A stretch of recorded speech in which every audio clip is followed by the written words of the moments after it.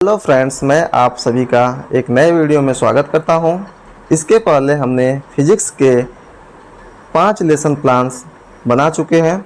अगर आपने नहीं देखा है तो उसे चैनल पर जाकर के ज़रूर देखें। प्लीज़ अगर आपको यह वीडियो अच्छी लगे तो लाइक कर दीजिएगा और दोस्तों के साथ शेयर कर दीजिएगा। अगर चैनल को सब्सक्राइब नहीं किए हैं तो प्लीज़ चैनल को सब्सक्राइब ज़रूर कर लीजिएगा। अगर आपको कुछ बताना होगा या कोई रिक्वेस्ट होगा तो कमेंट करके ज़रूर बताइएगा। चलिए वीडियो को स्टार्ट करते हैं और देखते हैं कि किस तरह से आज हम इस लेसन प्लान को कंप्लीट करते हैं। आज का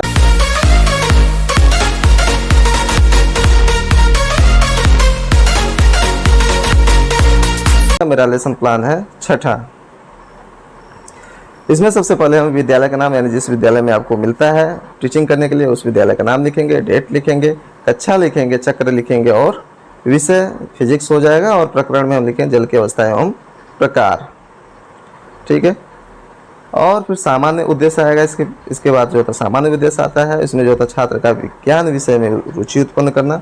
सेकेंड हो जाएगा जो छात्रों में चिंतन और तर्क शक्ति का विकास करना। थर्ड हो जाएगा छात्र को वैज्ञानिक दृष्टिकोण का विकास करना। फोर्थ हो जाएगा छात्रों में प्रायोगिक कार्यों के प्रति रुचि उत्पन्न करना। फिफ्थ हो जाएगा छात्र में विज्ञान विषय के दैनिक जीवन में उपयोगिता बताना।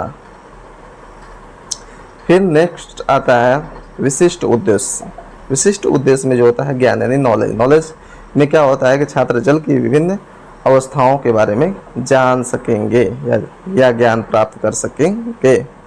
फिर नेक्स्ट होगा बोध, यानी अंडरस्टैंडिंग। छात्र जल की गलनांक क्वथनांक को समझकर जल चक्र एवं जल के प्रकारों की व्याख्या कर सकेंगे। फिर नेक्स्ट आता है अनुप्रयोग। अनुप्रयोग में आता है कि छात्र जल के विषय में प्राप्त किए गए ज्ञान का उपयोग अपने जीवन में उचित ढंग से करेंगे। फिर आता है वहाँ सहायक सामग्री। सहायक सामग्री में आपको कक्षोपयोगी चीज़ें जो होंगी उसको दिखा दे, या तो फिर आप कोई चार्ट बना करके लेकर जाएंगे तो उसको दिखाएंगे।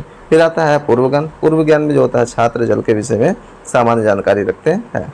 फिर आता है प्रस्तावना प्रश्न। प्रस्तावना प्रश्न में जो होता है पहला जो होता है क्रम संख्या, दूसरा छात्राध्यापक क्रिया, तीसरा छात्र क्रिया, 3 कॉलम बनती है। तो सबसे पहला क्वेश्चन होगा कि सजीवों का जीवन किस पर निर्भर करता है। तो छात्र जो है इसका उत्तर देंगे कि सजीवों का जीवन जल पर निर्भर करता है। सेकेंड क्वेश्चन हम पूछेंगे जल हमें कहाँ कहाँ से प्राप्त होता है। तो बच्चे आंसर देंगे इसका वर्षा से, कुओं से, नदी व तालाब से प्राप्त होता है। नेक्स्ट क्वेश्चन होगा कि जल हमें कैसा दिखाई देता है। तो बच्चे कहेंगे रंगहीन, गंधहीन, स्वादहीन व पारदर्शी होता है। फिर नेक्स्ट क्वेश्चन होगा जल किन किन रूपों में पाया जाता है। तो मौन हो जाएंगे बच्चे, या समस्यात्मक प्रश्न हो जाएगा ये। ठीक है। तो उसके बाद हम क्या करेंगे, उद्देश्य कथन लिखेंगे। उद्देश्य कथन में क्या होगा, छात्रों आज हम सब जल की अवस्थाओं एवं जल के प्रकार के विषय में विस्तार पूर्वक अध्ययन करेंगे। फिर नेक्स्ट होगा जो कि प्रस्तुतिकरण होगा। प्रस्तुतिकरण में क्या करेंगे हम, इसमें 6 कॉलम बनाते हैं। प्रस्तुतिकरण में हम क्या करते हैं, 6 कॉलम बनाते हैं। पहला शिक्षण बिंदु, दूसरा अपेक्षित व्यवहार परिवर्तन होता है, तीसरा छात्राध्यापक क्रिया होता है, चौथा जो होता है छात्र क्रिया, 5वां उपकरण और छठा श्यामपट्ट कार्य होता है। पहला जो होता है जल की अवस्थाएं लिखेंगे। पहला शिक्षण बिंदु में जल की अवस्थाएं लिखेंगे। फिर उससे अपेक्षित व्यवहार परिवर्तन लिखेंगे। छात्र जल की अवस्थाओं के बारे में समझ सकेंगे। फिर उसके बाद हम लिखेंगे छात्र अध्यापक क्रिया जो होता है। क्या करेंगे, हम क्वेश्चन पूछेंगे बच्चों से जल स्वाद में कैसा होता है। तो बच्चे आंसर देंगे स्वादहीन होता है। फिर दूसरा क्वेश्चन हम पूछ सकते हैं कि जल का रंग कैसा होता है। बच्चे और जवाब देंगे कि रंगहीन होता है। फिर उसके बाद हम जल की अवस्थाओं को डिटेल में बताएंगे कि जल की अवस्थाएं जो होता है 3 प्रकार की होती हैं, ठोस, द्रव व गैस। सामान्य ताप पर जल द्रव में होते हैं। बर्फ का गलनांक 0 अंश सेल्सियस होता है तथा क्वथनांक जो होता है 100 अंश सेल्सियस होता है। जल की अवस्था में परिवर्तन ताप पर निर्भर करता है। उसके बाद जब ये हम जो प्रश्न पूछते हैं तो उपकरण में प्रश्न उत्तर विधि लिख देंगे। बाकी जो हम डिटेल में बता रहे हैं, यानी कि हम एग्जाम्पल से नियम की तरफ जा रहे हैं, तो हम आगमन विधि लिख देंगे। बाकी श्यामपट्ट कार्य में हम लिखेंगे कि जल के 3 अवस्थाएं होती हैं, ठोस, द्रव, गैस। हम श्यामपट्ट पे पढ़ाते समय लिख देंगे।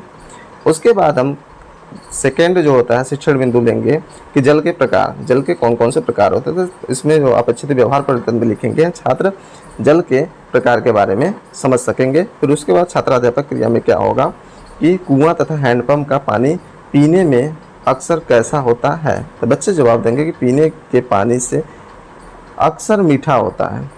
ठीक है। और फिर सेकंड क्वेश्चन हम पूछेंगे समुद्र का जल कैसा होता है, तो बच्चे आंसर देंगे कि नमकीन या खारा होता है। इसमें उपकरण में हम लिख देंगे प्रश्नोत्तर विधि लिख देंगे। ठीक है। फिर उसके बाद हम डिटेल में बताएंगे कि जल दो प्रकार का होता है, एक मृदु जल होता है, दूसरा कठोर जल होता है। ठीक है। तो उसको बाद मतलब इसके बाद जो था हम इसको भी डिटेल में हम समझाएंगे कि जो जल साबुन के साथ ज़्यादा झाग देते हैं तथा पीने में मीठा होता है वह मृदु जल होता है। यहाँ पे भी लिख देंगे श्यामपटकार में हम लिखेंगे जल के प्रकार में मृदु जल और कठोर जल लिख देंगे। फिर नेक्स्ट में हम देखेंगे कि छात्राध्यापक क्रिया में नेक्स्ट होगा कि तथा जो जल साबुन के साथ कम झाग देता है उसे कठोर जल कहते हैं। ठीक है। छात्राध्यापक क्या करेंगे, ये क्वेश्चन पूछेंगे, मतलब ये क्वेश्चन बताएंगे छात्राध्यापक। ठीक है। तो छात्र क्या करेंगे, छात्र ध्यानपूर्वक सुनेंगे बस। फिर उसके बाद नेक्स्ट शिक्षण बिंदु में हम क्या लेंगे कि जल की संरचना लेंगे। छात्र जल की संरचना को समझ सकेंगे। ठीक है। छात्राध्यापक क्रिया में क्या होगा, जल के अति प्रवर्तक यानी H2O में पृष्ठ पर sp3 संयुग्मी गुण दोष पर 2 एकांकी युग्मजी होने के समय में अहम VAT या तुला। ठीक है। ठीक है। तो इसमें छात्र ध्यानपूर्वक सुनेंगे ही ये। फिर उसके बाद यहाँ पर आगमन विधि लिख देंगे और यहाँ पर ये पिक्चर बना देंगे जल का कैसे कैसे बॉन्डिंग होती है किसके बीच। ठीक है। फिर नेक्स्ट हम लेंगे शिक्षण बिंदु लेंगे जल के भौतिक गुण। जल के भौतिक गुण में जो होगा और उसके बाद अपेक्षित व्यवहार परिवर्तन लिखेंगे, जल के भौतिक गुणों के बारे में समझ सकेंगे, बता सकेंगे छात्र। और फिर उसके बाद छात्राध्यापक क्रिया में हम क्या करें, उसके भौतिक गुणों को डिटेल में बताएंगे बच्चों को कि जल एक रंगहीन, गंधहीन और स्वादहीन होता है। नेक्स्ट ये होता है जल की गुणवत्ता में कमी आना कम ही होता है। नेक्स्ट ये होगा वन कार्य के उपापचय में कीटाणु के रूप में परिवहन के रूप में किया जाता है। और नेक्स्ट होगा उच्च ध्रुवता, उच्च विशिष्ट उष्मा वाष्पीकरण की, उच्च उष्मा ठोस के रूप में कम घनत्व और अन्य ध्रुवी के प्रति आकर्षण होता है। इसमें एक छात्र क्रिया में क्या होगा, छात्र ध्यानपूर्वक सुनेंगे और इसमें उपकरण में जो होता है निगमन विधि लिख देंगे। हम नियम से एग्जाम्पल की तरफ एक तरह से जा रहे हैं। जल और इसमें जो होता है क्या करेंगे, श्यामपटकार में लिखेंगे हम जल रंगहीन, गंधहीन, स्वादहीन और पारदर्शी होता है। फिर उसके बाद नेक्स्ट जो है हम श्यामपट कार्य सारांश में लिखेंगे। यहाँ पर दिनांक लिख देंगे, यहाँ पर कक्षा लिखेंगे, विषय और चक्र, प्रकरण और समय लिख देंगे।